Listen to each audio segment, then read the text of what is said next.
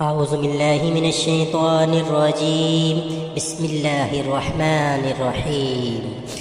تبارك الذي بيده الملك وهو على كل شيء قدير، الذي خلق الموت والحياة ليبلوكم أيكم أحسن عملا وهو العزيز الغفور، الذي خلق 7 سماوات طباقا ما ترى في خلق الرحمن من تفاوت، فارجع البصر هل ترى من فطور، ثم ارجع البصر كرتين ينقلب إليك البصر حاسيا وهو خسير. ولقد زينا السماء الدنيا بمصابيح وجعلناها رجوما للشياطين وأعتدنا لهم عذاب السعير.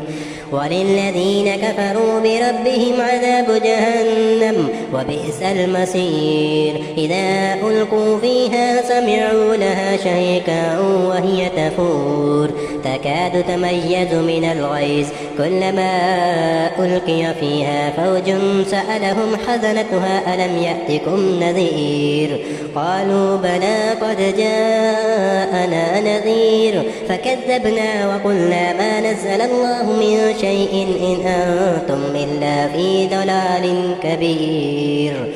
وقالوا لو كنا نسمع أو نعقل ما كنا في أصحاب السعير، فاعترفوا بذنبهم فسحقا لأصحاب السعير. إن الذين يخشون ربهم بالغيب لهم مغفرة وأجر كبير. وأسروا قولكم أو اجهروا به إنه عليم بذات الصدور. ألا يعلم من خلق وهو اللطيف الخبير. هو الذي جعل لكم الأرض ذلولا فامشوا في مناكبها وكلوا من رزقه وإليه النشور. أأمنتم من في السماء أن يخسف بكم الأرض فإذا هي تمور، أم أمنتم من في السماء أن يرسل عليكم حاسبا، فستعلمون كيف نذير. ولقد كذب الذين من قبلهم فكيف كان نكير. أولم يروا إلى الطير فوقهم صافات ويقبضن ما يمسكهن إلا الرحمن إنه بكل شيء بصير.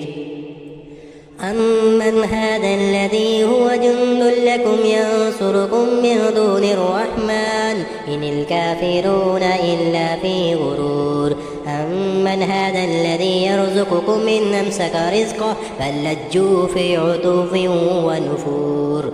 أفمن يمشي مكبا على وجهه يهدى أم من يمشي سويا على صراط مستقيم. قل هو الذي أنشأكم وجعل لكم السمع والأبصار والأفئدة قليلا ما تشكرون. قل هو الذي ذراكم في الأرض وإليه تحشرون. ويقولون متى هذا الوعد إن كنتم صادقين. قل إنما العلم عند الله وإنما أنا نذير مبين. ولما رأوه زلفة سيئت وجوه الذين كفروا وقيل هذا الذي كنتم به تدعون. قل أرأيتم من هلكني الله ومن معي أو رحمنا فمن يجير الكافرين من عذاب أليم. قل هو الرحمن آمنا به وعليه توكلنا فستعلمون من هو في ضلال مبين. قل أرأيتم إن أصبح ماؤكم غورا فمن يأتيكم بماء معين.